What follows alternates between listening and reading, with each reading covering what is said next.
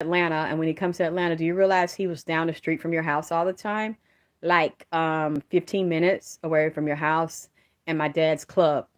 And I'm like, are you fucking kidding me? This nigga that I had like this deep I want to fuck you crush on like really bad. That I was like stalking on the low, like following him and looking at him and listening to him talk, and just his energy was so beautiful to me. Like I just really wanted to like take him down and like be his private thought. I mean, he was right around the corner from me, like his private grown woman OG thought. Like Tina Turner, like private dancer, like private, yeah, everything, like everything. He was right around the corner. She's like, yeah, and she's like, here's a picture. Bam, I'm seeing it. He's standing there in a club, like down the street.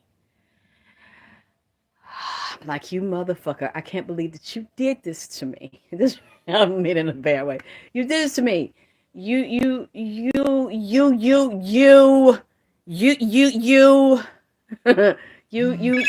that I was feeling you real hard.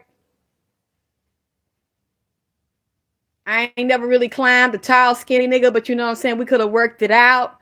I would have climbed you, and then you know, we could have went to the gym. You know, I put a little meat on it because I don't like the way the bitch was getting you that diet to starve you and shit. But you know, I would have looked over out there because you was a sexy nigga to me. Braided your hair, cornrowed, and put my goddamn hair grow oil and goddamn peppermint and tea tree and lit the sage and anointed your head and shit and went over it and braided it and down took you down. You said, and you was right around the corner, just you know what I'm saying? That was you know, gave that haircut. You know. And then it's amazing. He comes right to my door when he's physically murdered. Comes right. Yeah. Thank you, Ray. And my mouth dropped. And then this other lady called. I did a reading for her, and she was like, you know, he likes Mexican food too. She's like, I can show you how to make it. I know he likes. She's from LA, and she's like, he told me to tell you, you know, he was at I don't know what year. She said a few years ago. He was at South Cap Mall, do some kind of signing or something like that. My mouth drops again. I said, do you realize that's like two exits from my fucking house? She goes, yeah, he told me to tell you. I'm like, I don't believe. Thank you. Get the life up. Leo, yeah, I guess they like to scout people out.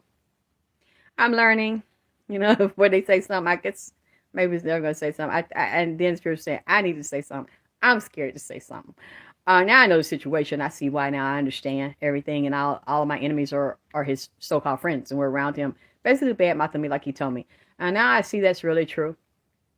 Um, you know, but that's the sadness, not having the courage. And I want to say to you, you know, all if you only got one life in that body, hey PJ, and you live it one time in that body, and you can find another one if you want. You can reincarnate you want. Let me tell you, if it's anybody you want to fuck real bad, and it's anybody you want to talk to real bad, do that shit. Why you got to throw that pee and throw that dick? You know what I'm saying? While you got your chance to do it, shoot your shot, goddamn it. Because I have so many regrets of wanting to say things, wanting to do things, and not having the courage to do them, and not having the courage to say them. And this is the first time in my life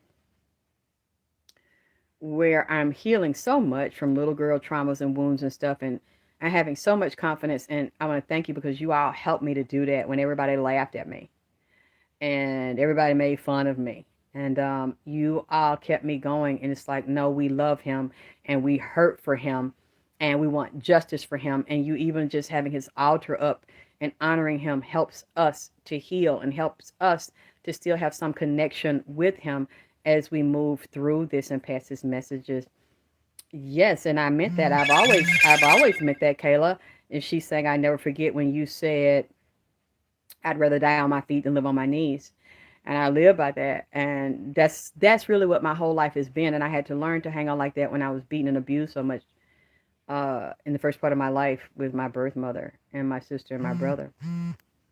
And I wondered, would that situation ever end with me getting out of that alive or dying because it was so brutal and nobody stepped in to stop it. And then she was a preacher on top of it. And so I had to learn how to move around her. It was really like walking on pins and needles, and it was still not enough many of the times. And I always prayed that I would get out of their lives, since this God we called wouldn't stop it. And so I learned to be strong and survive very early. And now I'm realizing those were skills. I wasn't dumb. I wasn't stupid. I survived. Even though my mother called us that every day, I was able to make it through that with the strength that I had. And it's such a waste when someone does that to their children. You basically have no chance when they do what they can to destroy your life at a very early age and take opportunities from you. So you really don't start off in life with a good head start, and accomplish everything you need to accomplish with your education, your self-esteem, learning who you are, your personality, standing in that, having normal development as a child from the womb, growing all the way up to be a strong, solid individual and really accomplish things in your life. So it create and the person that does that to you, a mother that does that to you, is deliberately doing it on purpose so you can never be greater than them, because many times they know you and they know who you are and what you're going to be and bigger than them before you do, and they don't want that to happen. When mothers do that to their children and fathers do that to their sons and their children.